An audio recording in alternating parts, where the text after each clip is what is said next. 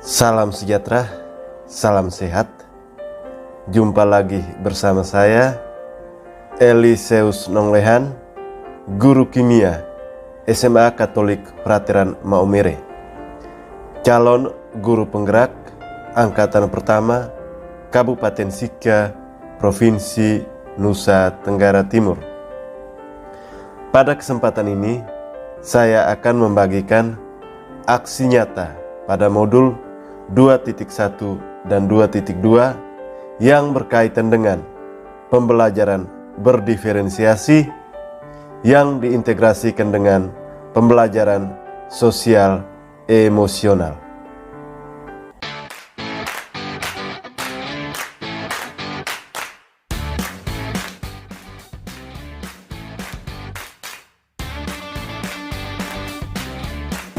Baik, terima kasih. Selamat pagi semua.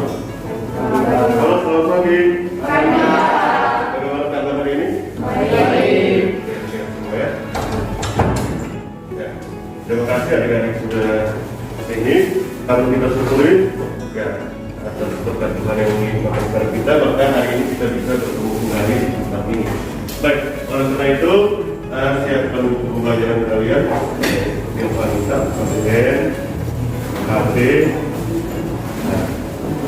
Ya, kegiatan. Sedangkan tas ya dipinggirkan ke tempat yang kosong, ya, supaya tidak mengganggu kegiatan kita. Kalian siapkan tempatnya ini sesuai dengan apa yang sampaikan semalam. Ya, semalam hampir semua pilih kegiatan satu. Ya, semua pilih kegiatan satu. Tapi kegiatan terpikir.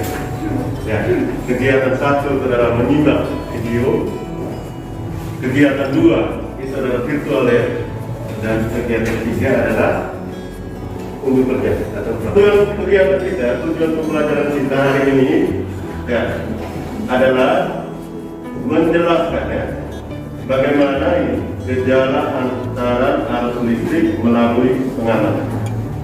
Ya, dan yang kedua, dari kegiatan satu ini kita dapat mengidentifikasi sifat tautan elektrolit dan sifat tautan non elektrolit. Nah, inilah menjadi tujuan kegiatan kita.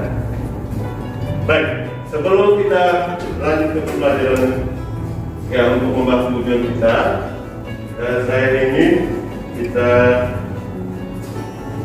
masih ingat kembali senyawa, sifat-sifat senyawa, ikatan jenis ikatan, jenis-jenis ikatan. Jenis-jenis ikatan ada yang ingat? Ya. Ikatan kovalen polar menurut Arnold. Ya, dan kovalen ikatan ion. Ya, ikatan dibagi menjadi dua kelompok besar, yaitu ikatan pertama dari ikatan yang kita bahas jangan dibalik. Ya, yang pertama dari ikatan ion, yang kedua dari ikatan kovalen. Ya, jadi ikatan ion dan ikatan kovalen. Kata kuncinya, ikatan ion ada unsur apa? Kuncinya. Ikatan ion ada unsur apa? Dengan unsur? Ya, silakan. Ikatan ion yaitu ikatan yang antara unsur yang memiliki perbedaan elektron. Ya, perbedaan elektron ya.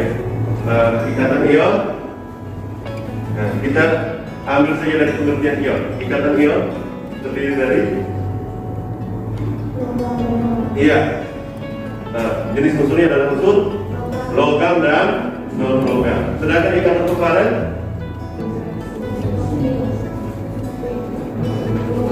ya non logam dan non logam. Ya, kita ulang lagi. Ikatan ada dua jenis, yaitu ikatan ion dan ikatan kovalen. Ikatan ion terdiri dari unsur logam dan non logam. Ikatan kovalen terdiri dari unsur non logam dan non logam. Ya, sehingga kegiatan kita hari ini adalah kita bagaimana melihat gejala antara arus listrik melalui pengamatan, kemudian sifat-sifat tautan elektrolit dan non elektrolit. Nah, itu menjadi kegiatan kita. Sebelum kita masuk kegiatan, saya minta kita lepaskan dulu semua itu ya. Coba. Iya tentu. Ya, lepaskan dulu semuanya. Letakkan tangan di atas ini. Nah, duduk yang rileks. Duduk yang rileks. Nah, ya duduk yang rileks sudah. Duduk yang rileks, santai. Tidak usah terlalu tegang. Ini mau minta tegangkan ini dulu. Rileks, santai. Ya, rileks. Duduk yang rileks. Nah, sekarang tarik pejamkan mata. Coba. Ikuti apa omong tiba-tiba. Pejamkan mata. Tarik nafas. Hembuskan. Ya, tarik nafas lagi. Hembuskan. Tarik nafas lagi. Hembuskan, rasakan. Ya, hembuskan pelan-pelan, coba dirasakan. Tarik nafas lagi. Hembuskan kembali. Coba dirasakan. Oke, buka mata. Silakan. Nah, bagaimana perasaan hari ini? Perasaan bagaimana? Halo? Rasanya bagaimana? Rasanya bagaimana? Oke, ini kegiatan kita ini mau merilekskan segala aktivitas kita. Kita tegang segala macam ya. Kita rileks supaya kita mulai kegiatan kita dengan santai. Itu tujuannya. Baik. Silakan buka materinya. Lihat kegiatan satu.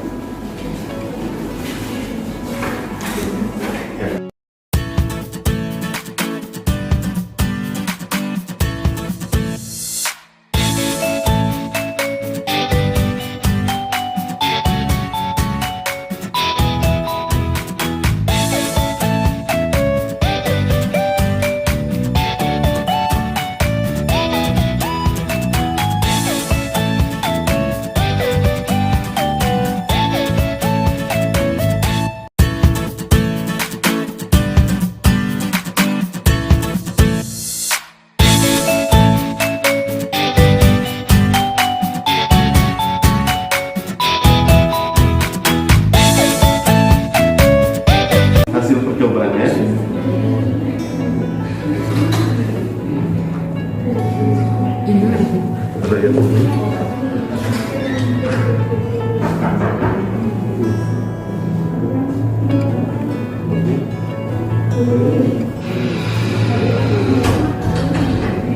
Atau langsung mulai ini.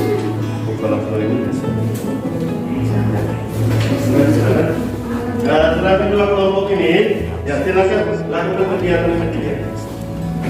Lakukan kegiatan yang ketiga.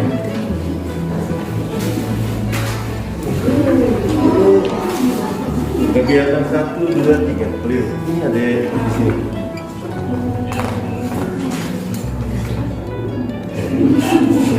Kegiatan 1, kegiatan 2, ya. Nah, lautannya pas sudah siapkan. Adik-adik sekarang tinggal ukur. Kelompok ke sana. Kalau ke dulu, kegiatan itu. Kegiatan 3. Yang ini. Kegiatan 1, kegiatan 2, kegiatan 3.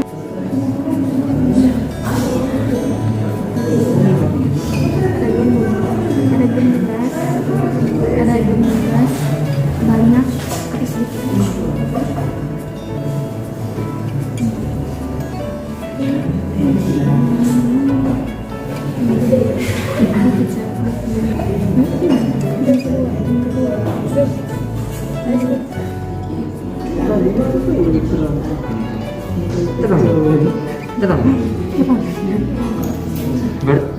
Masih sisa atau tidak? Terlalu tinggi.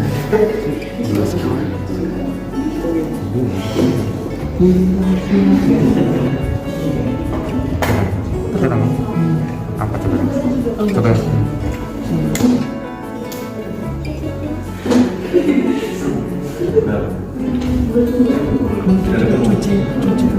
Iya. Masih sisanya tuh.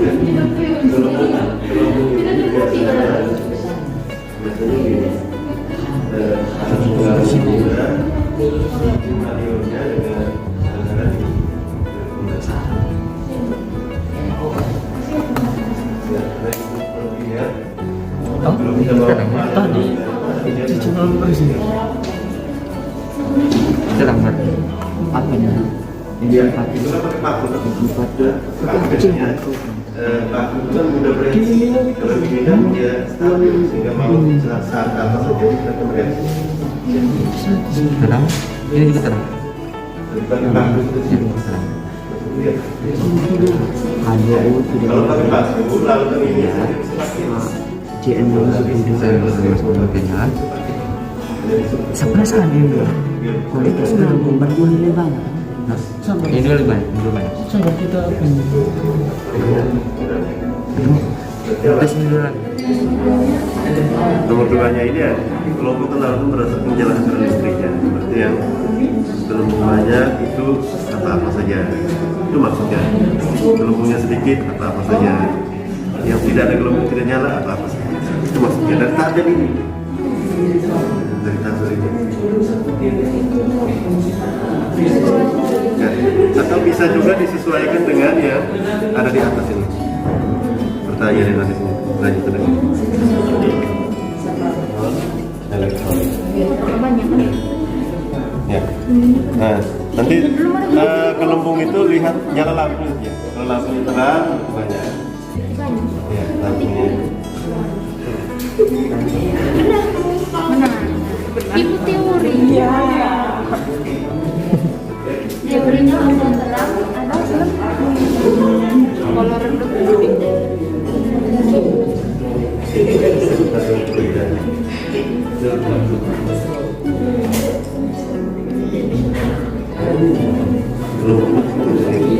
Berbaca teori.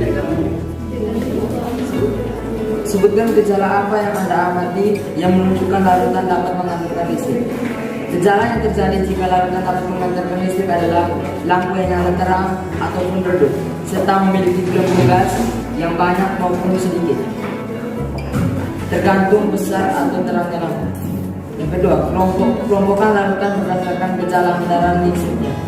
Larutan dikelompokkan berdasarkan gejala hantaran listriknya.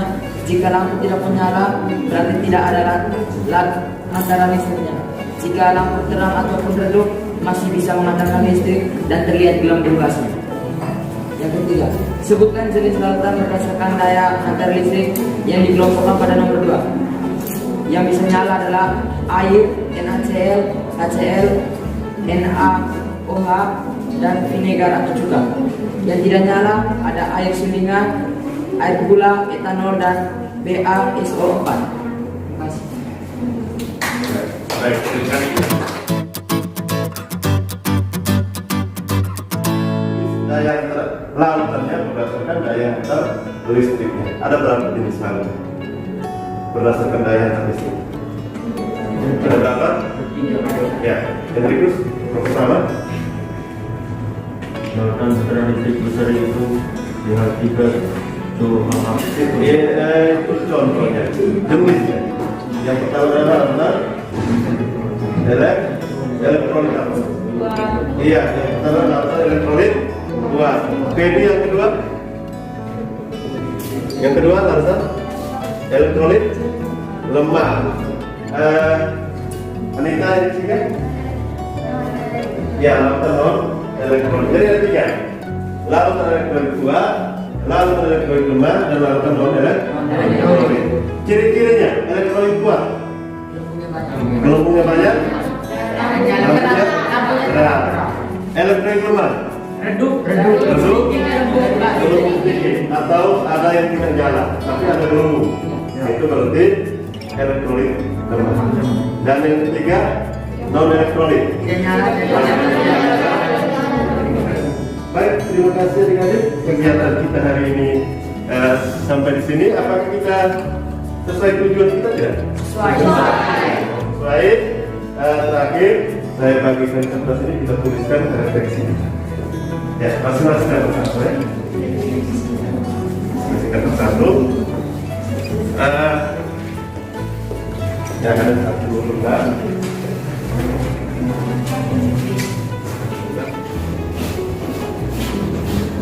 Ya, tidak usah tulis banyak-banyak. Perasaan saya begini bisa senang, saya lega, pikiran saya lega. Yang saya ingin katakan happy, saya. Happy.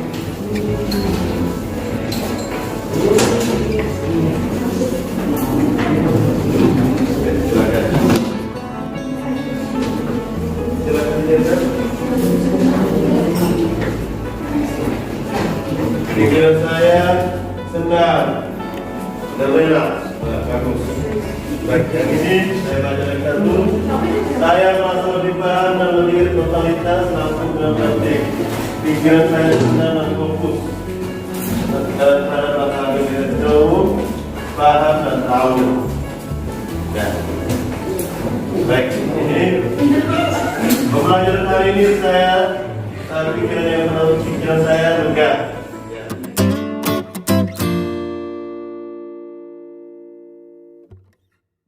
Baik, terima kasih. Kita sudah lakukan pembelajaran ini dengan baik. Pertemuan yang akan datang, ya pertemuan yang akan datang kita lanjutkan di kegiatan 2. Ya, lanjutkan di kegiatan 2. Silakan lihat panduan sudah ada.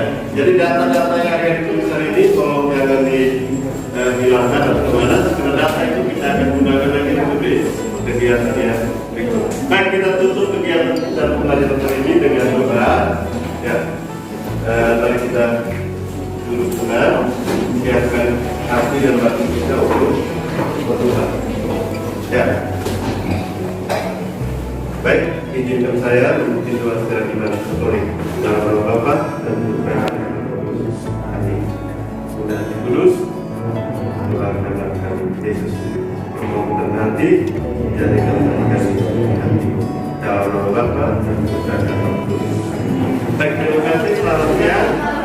Pada kesempatan ini, saya telah melaksanakan praktik pembelajaran berdiferensiasi yang diintegrasikan dengan pembelajaran sosial emosional pada mata pelajaran kimia kelas 10. Pada program pendidikan guru penggerak, pembelajaran di modul 2.1 dan 2.2, kita telah mengetahui bahwa pembelajaran berdiferensiasi adalah proses pembelajaran yang mengakomodir setiap kebutuhan peserta didik atau pembelajaran yang didasarkan pada potensi yang dimiliki peserta didik. Mengenai perasaan yang saya rasakan pada pembelajaran kali ini, pada saat persiapan pembuatan RPP, UKBM atau LKPD, serta proses pemetaan peserta didik sesuai dengan potensi yang mereka miliki, saya merasa tertantang. Saat menyiapkan perangkat pembelajaran, saya merasa tertantang, yaitu harus punya banyak waktu untuk menyiapkan konten pembelajaran atau UKBM atau LKPD yang dapat mengakomodir setiap kebutuhan peserta didik. Akan menjadi tantangan yang akan dilewati seorang guru apabila beban kerja yang dimiliki guru tersebut cukup tinggi dan jumlah peserta didik yang ada di dalam kelas cukup banyak, sehingga kebutuhan masing-masing peserta didik bervariasi. Pada pembelajaran ini, saya merasa agak nyaman dan santai karena jumlah peserta didik kurang lebih 33 peserta didik, terbagi dalam 2 kelompok, yaitu shift pagi dan shift siang. Sehingga kurang lebih ada 16 sampai 18 peserta didik yang ada dalam kelas pada setiap pembelajaran. Saat pelaksanaan pembelajaran, saya merasa agak santai karena saya melihat setiap peserta didik dengan santai dan rileks. Mereka sejak awal datang dan menempati tempat yang tersedia sesuai dengan kebutuhan mereka atau sesuai dengan pilihan mereka. Oleh karena itu, mereka sangat nyaman dan santai saat melaksanakan pembelajaran. Di awal pembelajaran, saya melaksanakan atau mengintegrasikan kompetensi sosial emosional untuk meningkatkan kesadaran dalam diri masing-masing peserta didik dengan menggunakan teknik STOP. Hasilnya, peserta didik mengungkapkan mereka merasa lega dan tenang sehingga mereka siap untuk mengikuti pembelajaran. Peserta didik, saya mengelompokkan beberapa kelompok berdasarkan jenis kegiatan yang berbeda. Kelompok pertama, peserta didik melaksanakan kegiatan menyimak demonstrasi video percobaan. Sedangkan kelompok kedua, mereka melaksanakan percobaan secara online atau mereka mengakses virtual lab yang sudah disiapkan sebelumnya yang terdapat pada UKBM. Sedangkan kelompok 3 dan 4 atau 2 kelompok terakhir ini memilih unjuk kerja atau percobaan. Nah, sehingga saya menyiapkan alat dan bahannya untuk peserta didik tersebut melaksanakan percobaan. Saat melaksanakan percobaan, peserta didik tersebut mereka kelihatan enjoy dan senang karena masing-masing melaksanakan sesuai dengan kebutuhan yang mereka akan lakukan.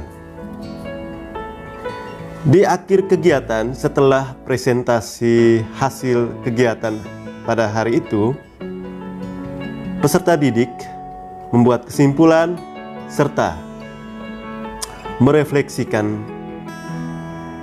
umpan balik pembelajaran hari itu dengan menuliskan perasaan, pikiran yang mereka rasakan saat itu pada post-it.